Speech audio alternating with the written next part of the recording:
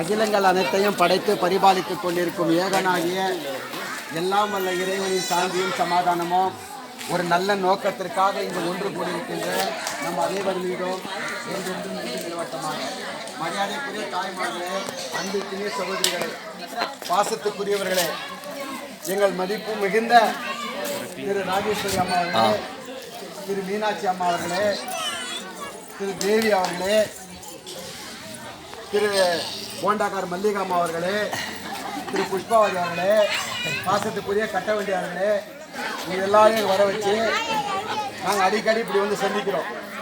இந்த சந்திப்போட நோக்கமே என்னவென்று சொன்னால், நீங்களும் நாங்களும் வேறில்லை.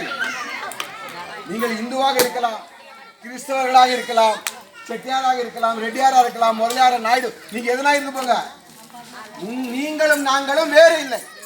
அதை சொல்றத நான் அடிக்கடி இங்க வரேன். நாங்க மட்டும் இங்க வரல, அதை சொல்வதற்காக தான் இந்த உலகத்திற்கு மகான்கள் வந்தார்கள். அதை சொல்வதற்காகத்தான் கடவுள் மகான்களை அனுப்பினார். எதை சொல்றதுக்கு? மனித குலமே நீங்களும் நாங்களும் ஒன்றுதான். இதான் இஸ்லாம். இஸ்லாம் என்றாலே முஸ்லிம் என்ன தெரியுமா? இஸ்லாம் என்றாலே சமத்துவம்.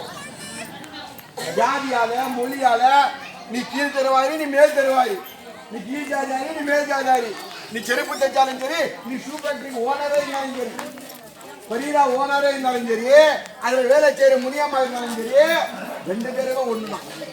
ஏதாவது கடவுளை படைப்பாங்க. அதை சொல்லிட்டுதான் இங்க வரும்.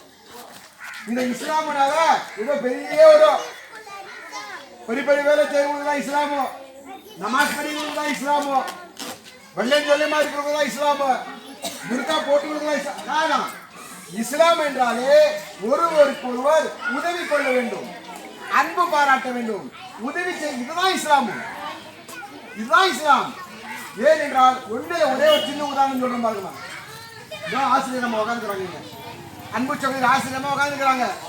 அவர்கிட்ட 10 பிள்ளைங்க படிக்குது, அவர்கள் படிப்பு சொல்லி தருகிறார்கள்.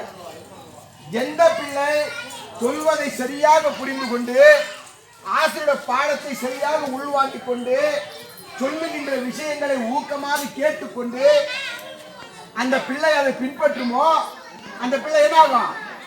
டாக்டர் ஆகும், கலெக்டர் ஆகும், இன்ஜினியர் ஆகும், பெரிய பெரிய பதவிக்கு போகும். நல்லா கேட்டு விஷயத்தை கேட்டு புரிஞ்சு அதன்படி இருக்கிற புள்ள. படிக்காத புள்ள அவங்க கஷ்டப்பட்டு பாடம் நடத்தினா இது பராட் பார்த்து உட்காந்தாக்கா சொல்றது எதுவுமே இல்லாம என்ன வந்து புள்ள 100 நாள் வேலைக்கு போவோம், 100 நாள் வேலைக்கு போவோம், கூலி வேலைக்கு போவோம், சித்தாளி வேலைக்கு போவோம், வீட்டு வேலைக்கு போவோம், தூக்க படிக்க போவோம். ஏன்? நான் படிக்கலையே. பாடம் நடத்துறாங்க, சித்ரா மேடம், சித்ரா டீச்சர் நல்லா பாடம் நடத்துறாங்க. 40 பேர் படிச்சோம், 30 பேர் கவர்மெண்ட் வேலைக்கு போயிட்டாங்க. நாங்க இந்த காரணம் என்ன?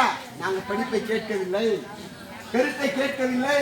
எதற்காக நாங்கள் பள்ளிக்கூடத்துக்கு அனுப்பப்பட்டோமோ, எதற்காக இப்ப ஆசிரியருக்கு அந்த பிள்ளைங்க உட்காந்துக்கிறதோ அதை ஒழுங்கா செய்யணும்.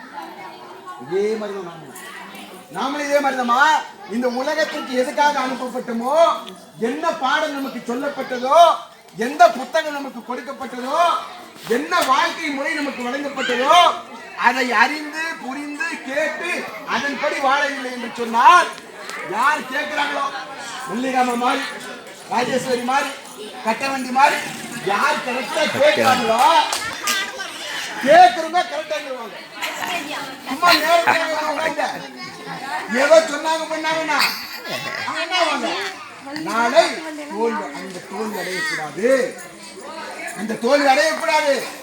தமிழக அழகா சொல்வார்களே, யாம் பெற்ற இன்பம் நீ வையகம் பெற வேண்டும் சொல்லுவாங்க. நான் எந்த இன்பத்தை பெறுகிறேனோ அதை இந்த வையகம் பெற வேண்டும்.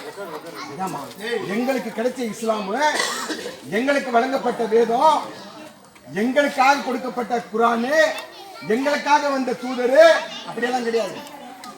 இது ஒட்டுமொத்தமாக மனித சமுதாயத்திற்கு நல்லதை எங்கிருந்தாலும் எடுத்துக்கணுமா இல்லையா?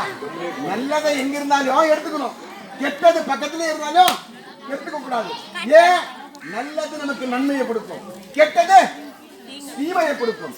அப்போ நன்மையை தான் கொடுக்குவான் இறைவன். படைச்ச இறைவன் உனக்கு ஒன்று எனக்கு ஒன்று கொடுப்பானா? எனக்கு மட்டும் நல்லது கொடுத்துட்டு, எனக்கு மட்டும் உயர்வாண்டு கொடுத்துட்டு, எனக்கு மட்டும் ஒஸ்தியாண்டு கொடுத்துட்டு, எனக்கு மட்டும் கண்ணியமாண்டு கொடுத்துட்டு உங்களுக்கு கேவலமாண்டு கொடுப்பானா? அப்படி கொடுத்தா அவன் சரியான இறைவனா? சரியான இறைவன் யாரு? எல்லாருக்கும் சமமா கொடுத்துருதான். அப்படி வழங்கப்பட்டதுதான் இஸ்லாம். இஸ்லாம்ல நன்மை செய்யறவன் தான் உயர்ந்தவன்.